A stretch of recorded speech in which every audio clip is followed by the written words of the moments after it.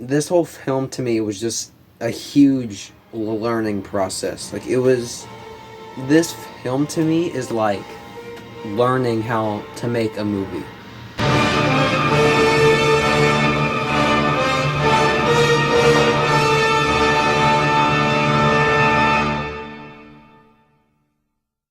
But still, I wanted this to be the baddest of the bad of all my films, being part of this trilogy previously being nothing. So, was it worth the wait? I mean, is this the pinnacle of figure movies? Roman is very good at set design. And I know Roman wants to be a film director. But let's say that doesn't work out. He could always be a set designer because he builds these almost elaborate sets. Seriously speaking though, I had a lot of fun working on this project with Roman. I was lucky enough to be one of the first people he ever approached on the project. After some talking, he came up with this very brief idea he had for the movie. You know, it was always his goal to have this adventurous serial vibe to it, and that appealed to me. And it started like I didn't know how to write a script. I sat down on a desk and I'm not joking, I got out a paper and a pencil and I started writing. Started the digital script. I didn't know how to format. I was looking up YouTube tutorials on how to format.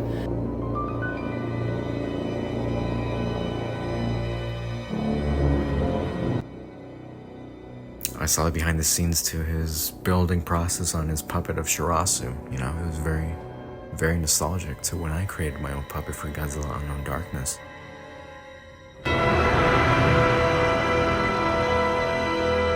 So Shurasu here, this damn thing falling off. So what I did to create Shurasu was I had an endoskeleton, okay? It was the skeleton. I cut up Coke cans and stuff, I used pipe cleaner, a kebab stick as the spine of it. The teeth and horns are toothpicks.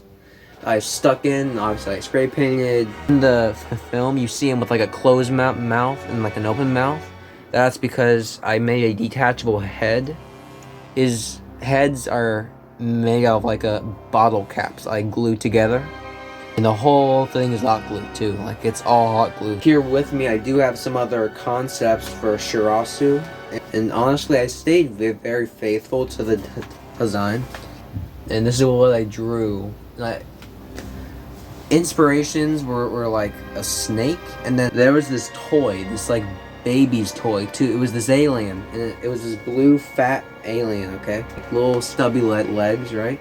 And it had these antennas, right? And then it had a big overbite, and it had these long arms. And I actually did incorporate that. That's where this is drawn from. So Shurasu here, you may be asking about his origin. Honestly, I mean, he's from space. He's an alien. He's I think of his meteorite as a cocoon. It's a biological thing that he wraps himself in to brace for impact. Now you may be wondering what those crocodile things are, and they're the offspring of Shurasu. And they think Cloverfield. You know how in Cloverfield they have human-sized monsters? Kinda like that. There are these human-sized. I wanted something that the humans could fight against. One thing with creating your own kaiju is you have to make original roars, right? So what I did is me and Kaiju Cooper, we collaborated and we both made some roars.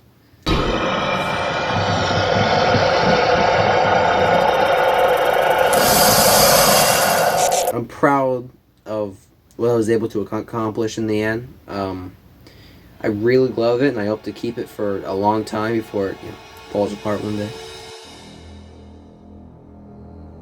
So for me personally, one of the most integral parts of this film were the human characters. I actually really like playing the character of Bill. You know, he's this humorous little guy, you know, just this soldier who's skeptical of everything. You know, he doesn't take anyone seriously. I'll believe it when I see it. But he's always there to follow orders though, and at the end, he learns from his mistake. and a lot of people suffered because of it. Could he have saved those lives had he taken his job more seriously? Who knows? Probably, but that didn't happen. I literally searched up how to make a character arc on YouTube, and I got a whole bunch of stuff. And the main character right here, me, it's about fear, fear of helping, and it's about getting over that.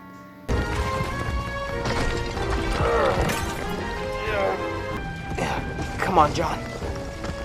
I would also like to thank some of the people that played in this film, such as not me. I would like to thank Sam, Animated Collection, for voicing Bill here, and I would like to thank Cooper and Sienna, and Goji Fan 586 for voicing John as well. So at the very beginning, why I decided to set it in the 80s was because it's not a lot of Godzilla things are set in the 80s, you know? I wanted it to feel like that's why, you know, the posters, promotional, I wanted that neon 80s aesthetic, and I didn't stick all the way with that style, but I did stick with that style. So this iteration of Godzilla, it's not too different from the other ones, but I wanted some stuff to help it stand out. So I'm gonna set some stuff straight.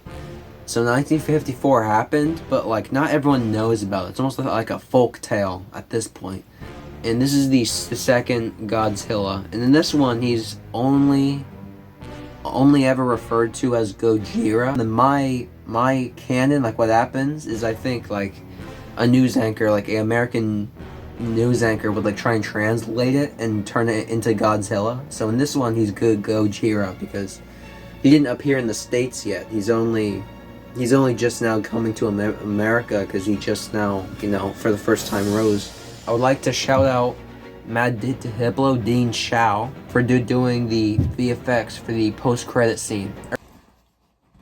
So I did the VFX work for some one shot of the movie and the end credits.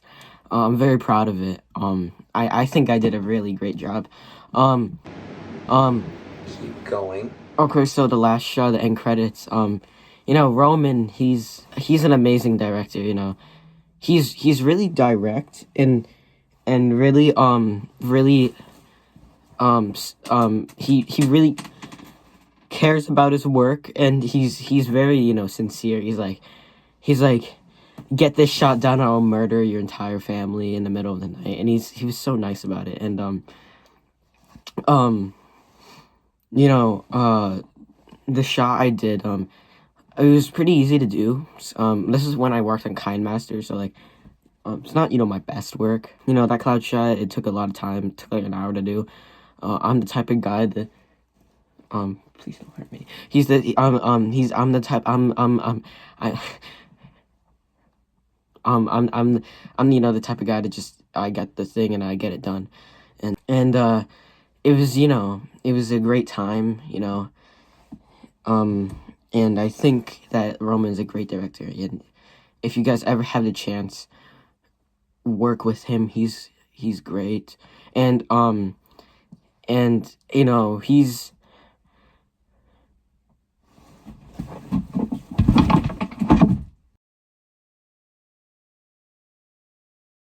I'm not going to give away what that post-credit scene meant, but I will say, that post-credit scene, with the effects and, the music, that's just a sliver of what's to come. That's just a taste, just a preview of what will come in the future. So, like any film, there are some deleted scenes. This was asked by Godzilla Not. There's a lot. There's one where the chief fired a missile not at Shurasu, it hit a building onto Shurasu, which is just dumb.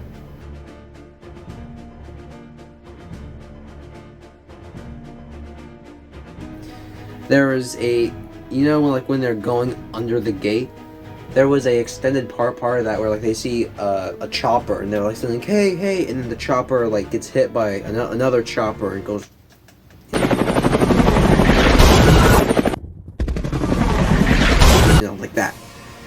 And I thought it was just dumb, and it looked bad. Like, honestly, I think most of all the deleted scenes in this film were best left on the cutting room floor. I think they're all stupid. This film is dumb enough as it is. Like,